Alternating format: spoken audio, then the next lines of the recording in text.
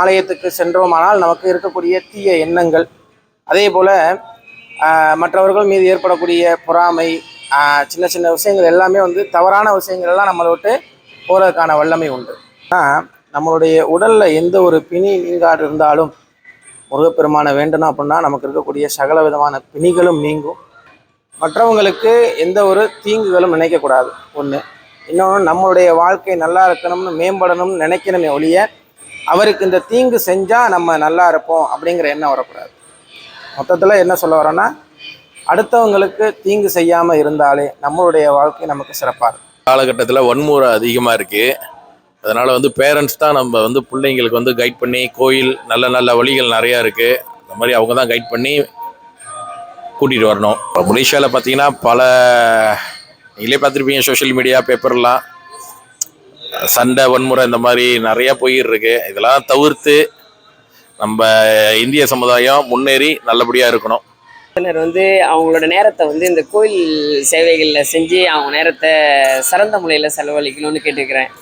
எல்லாருன்ற விட யங்ஸ்டர்லேருந்து ஆரம்பிப்போம், கோயிலுக்கு வருவோம். எல்லாருமே இப்போது கூட்டமாக கான்சர்ட் அந்த மாதிரிலாம் போகிறோம். ஆனால் இந்த மாதிரி கோயிலுக்கு வர்றதெல்லாம் பார்த்தா ரொம்ப அரிதாக இருக்குது. நம்மளேருந்து ஆரம்பிப்போமே, கோயிலுக்கு வருவோம், வழிபாடு தொடர்ந்து நம்ம வழிபாடு செய்வோம், நம்மளோட தங்கச்சிங்களுக்கு தம்பிங்களுக்கு சொல்லி கொடுப்போம்.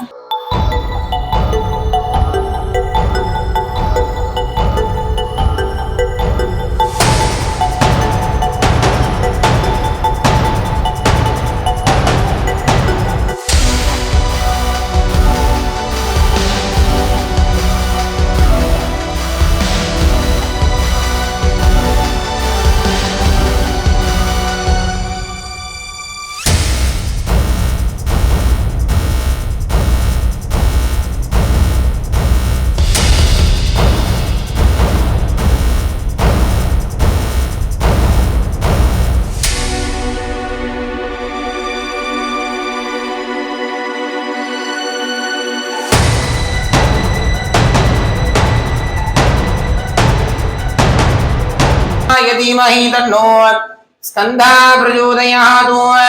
तत्पुरुषाय विद्महे महासेनाय धीमहि तन्नो षण्मुखः प्रचोदयात्। एकमुख दीपकर्पूरानन्द दिव्यमङ्गल ज्योतिरं दर्शयामि।